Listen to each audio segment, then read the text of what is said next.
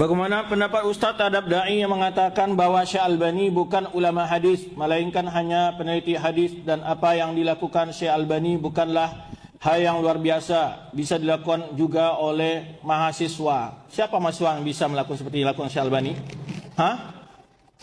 Apakah orang bicara ini bisa melakukan seperti apa yang dilakukan Syekh Albani? Kalau ente cuma hanya mencari takhrid doang, iya, bukan takhrid. Bahkan takhrid pun tidak akan bisa ente dengan buku yang diteliti Syekh Albani itu bukan 10, 20 seperti kita sekarang. Ya, belum ada.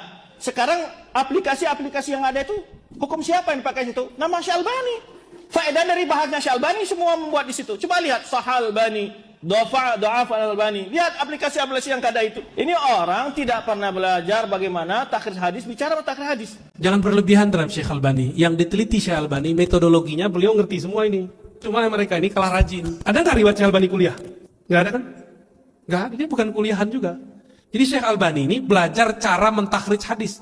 Kalau di ma'had mahasiswa Darussunnah, itu semester 1 sama 2. Semester 1 dan 2, itu mahasiswa sudah bisa mentakhrij hadis. Kalau mahasantri mahasiswanya udah bisa, kira-kira dosennya bisa nggak? Meremnya bisa kita, takhrij hadis. Mudah takhrij hadis itu. Dan kami merasa kami tidak berhak mentakhrij hadis. Kenapa? Ada ulama terdahulu yang sudah mentakhrij hadis. Kalaupun sekarang kita mentakhrij, meneliti asal usul hadis, itu disebut mentakhrij. Kita kemudian melakukan komparasi metodologis. Makanya di Ma'had Darussunnah di Jakarta, itu satu hadis kalau diteliti bisa setebal ini. Tadi kita sudah bahas ya, bisa setebal ini hasilnya. Satu hadis diteliti. Syekh Albani satu hadis cuma beberapa kalam. Hadis ini sahih, hadis ini tidak sahih. Di beberapa kitab yang lain disebutkan, di dalam rawinya ada fulan, rawi ini tidak sahih, rawi ini fi muskilah fi wa, gitu doang. Ini cuma nukil aja. Itu biasa, teman-teman, ini biasa, ilmu standar. Ilmu standar orang belajar ilmu takhrij, bukan ilmu hadis namanya. Jadi ilmu hadis mustalah, istilah. Ada namanya ilmu takhrij. Orang menengah belajar hadis namanya ilmu takhrij. Apalagi di zaman ini, semua nama-nama rawi, nama-nama periwayat yang kita tulis kayak tadi, Al-Khallat, Yahya bin Khallat, ya. Ada Ibrahim bin Nafi', itu sudah ada semua. Tinggal dicari, selesai. Namun kita tidak perlu untuk mentakhrij lagi. Antum masih kurang yakin dengan takhrij Imam Bukhari? Ini sahih kan nih? Kalau berbeda Albani dengan Al-Bukhari, ikut siapa? Serius? Kalau ada orang berani mendoifkan hadis dalam Sahih Bukhari, bermasalah nggak orang itu? Serius? Serius? Albani mendoifkan 2 hadis di Sahih Bukhari, bermasalah nggak? Tuh, kena racun antum kan? Guru kami Dr. Badi Said Al-Laham, murid Syekh Nurul Itir, mengatakan dalam disertasinya, seandainya saja Albani, termasuk Sidi Ahmad Ghumari, Abdullah Ghumari disebut, seandainya Ghumariyin dan Albani wara' menahan diri untuk tidak mengkritisi Sahih Bukhari, nama mereka akan disanjung-sanjung di alam semesta, akan disanjung-sanjung oleh peneliti-peneliti hadis. Cuma sayang, nafsu meneliti kadang lebih besar daripada kearifan. Syekh Albani pun bernafsu mendoifkan 2 hadis di Sahih Bukhari. Itu hadisnya dahsyat lagi ya. Nantilah ada waktu, nanti ingetin saya Ustaz, hadis Bukhari yang didoifkan oleh Syekh Albani. Nanti kita teliti, kita takhrij hadisnya. Di mana kekeliruan Syekh Albani, di mana tertipunya Syekh Albani. Kira-kira yang tertipu Al-Bukhari atau Albani? Serius? Yakin? Masa Al-Bukhari ketipu, ya nggak? Albani gurunya nggak nyampe 10. Itu kalau di kitabnya ada salah satu orang yang nulis tentang terjemah Albani, gurunya cuma sebutkan 3. Ditambah guru ijazah 1. 5 lah ya sama bapaknya. 5 lawan ini punya guru 1.700, gimana?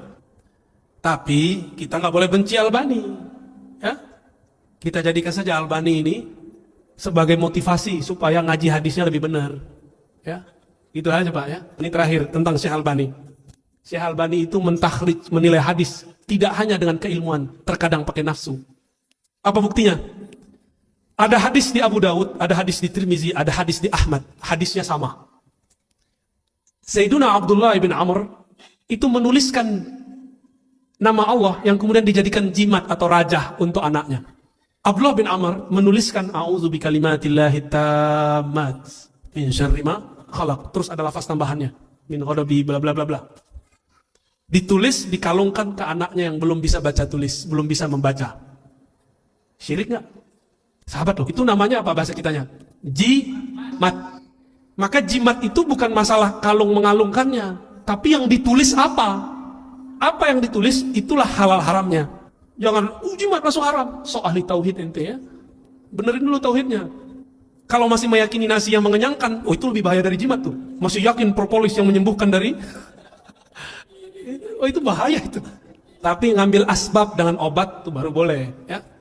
Apa kata Syekh Albani? Ini beraninya dia kepada Rasulullah, beraninya dia kepada ulama-ulama pengabdi khidmah ke Rasulullah. Ini yang meriwayatkan Imam siapa? Abu Daud, Tirmizi, Ahmad. Imam Tirmizi bilang ini hadis sahih, hasan sahih.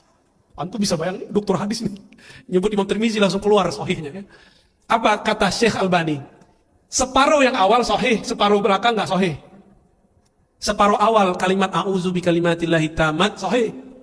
Tapi kalau Ibnu Amr nulis dikalungkan enggak sahih. Padahal sanadnya sama, lafaznya satu. Bahasanya apa Ustaz? Tanaqud. Kontradiktif. Bahkan dalam dirinya sendiri kontradiktif. Itu kaidah dari mana cara mentakhrij begitu? Ini saya pertanyaan. Kalau berbeda murid Bukhari namanya Tirmizi dengan Albani, ikut siapa? Tirmizi lah. Ya. Imam Tirmizi bilang sahih, Albani bilang separuh sahih, separuh enggak sahih. Antum ikut siapa? Siapa yang ikut hawa nafsu? Maka benarlah Masyayikh Syam, ulama Syam berkata, Albani idza ajabahu sahha. Kalau dia takjub dia sahihkan. Wa idza lam yu'jibhu dha'afa. Kalau dia enggak takjub, dhaif. Tuh dia enggak takjub sama lafaz ini. Bahkan satu lafaz. Kalau ngikutin kaidah ilmu hadis, sanadnya sahih, lafaznya tidak bermasalah. Kenapa dia bagi-bagi separuh? Karena hawa nafsu mazhabiyah. Jadi mazhab ini ada nafsunya. Maka pesan saya terakhir malam ini, sebelum kita tutup kajian, tolong bermanhaj Ahlussunnah bukan dengan ambisi, bukan dengan emosi. Berakidahlah dengan hati.